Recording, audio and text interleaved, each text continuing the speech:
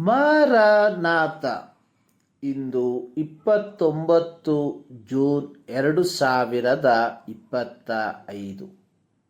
ಅದಕ್ಕೆ ಪೇತ್ರನು, ಬೇಡವೇ ಬೇಡ ಸ್ವಾಮಿ, ನಾನು ಎಂದು ಹೊಲೆ ಪದಾರ್ಥವನ್ನಾಗಲಿ ಅಶುದ್ಧ ಪದಾರ್ಥವನ್ನಾಗಲಿ ತಿಂದವನಲ್ಲ ಅಂದನು.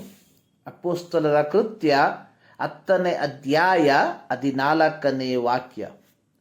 ಪೇತ್ರನು ಎಲ್ಲ ಕಡೆಯೂ ಸಂಚಾರ ಮಾಡುತ್ತಾ, ರೋಗಿಗಳನ್ನು ವಾಸಿ ಮಾಡುತ್ತಾ, ಸುವಾರ್ತೆಯನ್ನು ಸಾರುತ್ತಾ, ಯೊಪ್ಪ ಎಂಬ ಸ್ಥಳದಲ್ಲಿ ಚರ್ಮಕಾರನಾದ ಸಿಮೋನನ ಮನೆಯಲ್ಲಿ ಇಳುಕೊಂಡಿರುವಾಗ ಕರ್ತನು ಪೇತ್ರನಿಗೆ ಒಂದು ದರ್ಶನವನ್ನು ಕೊಟ್ಟನು.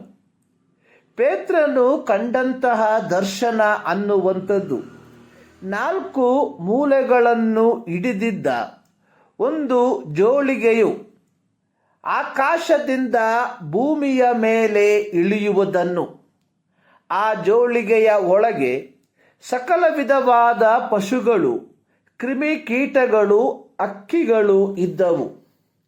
ಪೇತ್ರನಿಗೆ ಒಂದು ವಾಣಿಯು ಕೇಳಿಸಿತು, ಎದ್ದು ಕೊಯ್ದು ತಿನ್ನು. ಪೇತ್ರನು ಒಬ್ಬ ಬೆಸ್ತನಾಗಿದ್ದನು. ಯೇಸುವಿನ ಐಹಿಕ ಸೇವೆಯ ಕಾಲದಲ್ಲಿ ಯಹೂದ್ಯರಾಗಿದ್ದ ಬೆಸ್ತರಿಗೆ ಸಮಾಜದಲ್ಲಿ ಉನ್ನತವಾದ ಸ್ಥಾನಮಾನಗಳು ಇರಲಿಲ್ಲ. ಅವರು ಮಾಡುತ್ತಿದ್ದ ಕಸುಬಿನ ನಿಮಿತ್ತವಾಗಿ ಆಚಾರಾನುಸಾರವಾಗಿ ಅಥವಾ ಸಂಪ್ರದಾಯದ ಪ್ರಕಾರವಾಗಿ ಅವರು ಬಾಹ್ಯ ಶುದ್ಧಿ ಇಲ್ಲದವರಾಗಿದ್ದರು. ಅವರನ್ನು ಆಧ್ಯಾತ್ಮಿಕ ಜನರಾಗಿ ಪರಿಗಣಿಸಲಾಗುತ್ತಿದ್ದಿಲ್ಲ. ಆಧ್ಯಾತ್ಮಿಕ ನಾಯಕರಾಗುವಂಥದ್ದು ದೂರದ ಮಾತು. ಯೇಸು ಪೇತ್ರನನ್ನು, ಆಂದ್ರೆಯನನ್ನು, ಯಾಕೋಬನನ್ನು, ಯೋಹಾನನನ್ನು ಕರೆದು, ನಾನು ನಿಮ್ಮನ್ನು ಮನುಷ್ಯರನ್ನು ಹಿಡಿಯುವ ಬೆಸ್ತರನ್ನಾಗಿ ಮಾಡುತ್ತೇನೆ ಎಂದು ಹೇಳಿ ಕರೆದಾಗ ಸಮಾಜದ ದೃಷ್ಟಿಯಲ್ಲಿ ಅಸಂಭವವೆಂದು ಅವರು ನೆನೆಸಿರಬಹುದು. ಆದರೆ ಯೇಸು ತನ್ನ ರಕ್ಷಣೆಯ ಸಂದೇಶವನ್ನು ಜನರಿಗೆ ತಲುಪಿಸಲು ಇವರನ್ನು ಆರಿಸಿಕೊಂಡನು. 50ಮ ದಿನದ ನಂತರ ಪವಿತ್ರಾತ್ಮ ಭರಿತರಾಗಿ ಅಪೊಸ್ತಲರು ಧರ್ಮಶಾಸ್ತ್ರದಲ್ಲಿ ಮಸೀಯನ ಕುರಿತಾಗಿ ಅಥವಾ ಯೇಸುವಿನ ಕುರಿತಾಗಿ ಬರೆದಿರುವುದನ್ನು ಧೈರ್ಯವಾಗಿ ಮಾತನಾಡುವುದನ್ನು ಕಂಡ ಸಭಿಕರು, ಇವರು ಶಾಸ್ತ್ರಾಭ್ಯಾಸ ಮಾಡದ ಸಾಧಾರಣ ಜನರೆಂದು ತಿಳಿದು ಆಶ್ಚರ್ಯಪಟ್ಟಿದ್ದರು.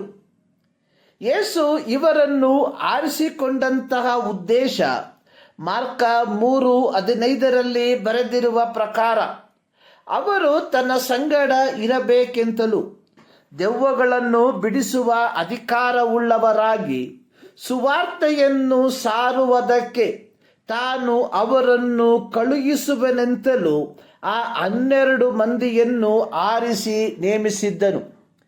ಯೇಸುಕ್ರಿಸ್ತನು ತನ್ನ ಐಹಿಕ ದೌತ್ಯವನ್ನು ಪೂರ್ತಿಗೊಳಿಸಿ ಪರಲೋಕಕ್ಕೆ ಒಯ್ಯಲ್ಪಡುವುದಕ್ಕಿಂತ ಮುಂಚಿತವಾಗಿ ತನ್ನ ಶಿಷ್ಯರಿಗೆ ಹೇಳಿದ್ದು, ನೀವು ನನ್ನಿಂದ ಕೇಳಿದಂಥ ವಾಗ್ದಾನಕ್ಕೆ ಕಾದುಕೊಂಡಿರ್ರಿ. ಪವಿತ್ರಾತ್ಮ ನಿಮ್ಮ ಮೇಲೆ ಬರಲು ನೀವು ಬಲವನ್ನು ಹೊಂದಿ ಯೆರೂಸಲೇಮಿನಲ್ಲಿಯೂ ಎಲ್ಲ ಯೂದಾಯ, ಸಮಾರ್ಯ ಸೀಮೆಗಳಲ್ಲಿಯೂ ಭೂಲೋಕದ ಕಟ್ಟಕಡೆಯವರೆಗೆ ನನಗೆ ಸಾಕ್ಷಿಗಳಾಗಿರಬೇಕು. ಅಪೊಸ್ತಲರ ಕೃತ್ಯ 1:8.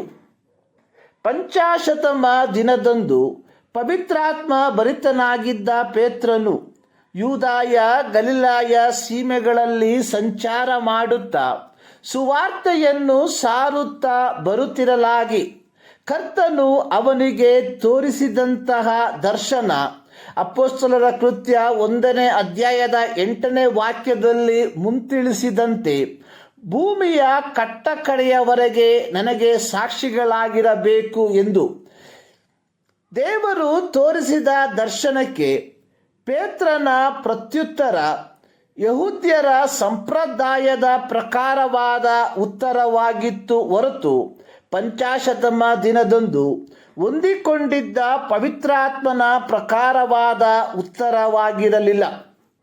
ಧರ್ಮೋಪದೇಶ ಕಾಂಡ 6ನೇ ಅಧ್ಯಾಯದ 12ನೇ ವಾಕ್ಯದಲ್ಲಿ ಯೆಹೋವನು ಇಸ್ರಾಯೇಲರಿಗೆ ಹೇಳಿದಂತಹ ಒಂದು ಎಚ್ಚರಿಕೆಯ ಮಾತು, ಐಗುಪ್ತ ದೇಶದಲ್ಲಿ ದಾಸರಾಗಿದ್ದ ನಿಮ್ಮನ್ನು ಬಿಡುಗಡೆ ಮಾಡಿದ ಯೆಹೋವನನ್ನು ಮರೆಯಬಾರದು. ಪೇತ್ರನು ತಾನು ಯಾರಾಗಿದ್ದನು ಎಂಬುದನ್ನು ಮರೆತು ಬಿಟ್ಟನು. ತನ್ನನ್ನು ಕರೆದ ಉದ್ದೇಶ ಏನೆಂಬುದನ್ನು ಮರೆತು ಬಿಟ್ಟನು. ಪ್ರೀತಿಯ ದೇವಜನರೇ, ಇಂದು ನಾವುಗಳು ಸಹ ದೇವರು ನಮಗೆ ವಹಿಸಿರುವ ದೌತ್ಯ ಏನೆಂಬುದನ್ನು ಮರೆತು ಬಿಟ್ಟಿದ್ದೇವೆ.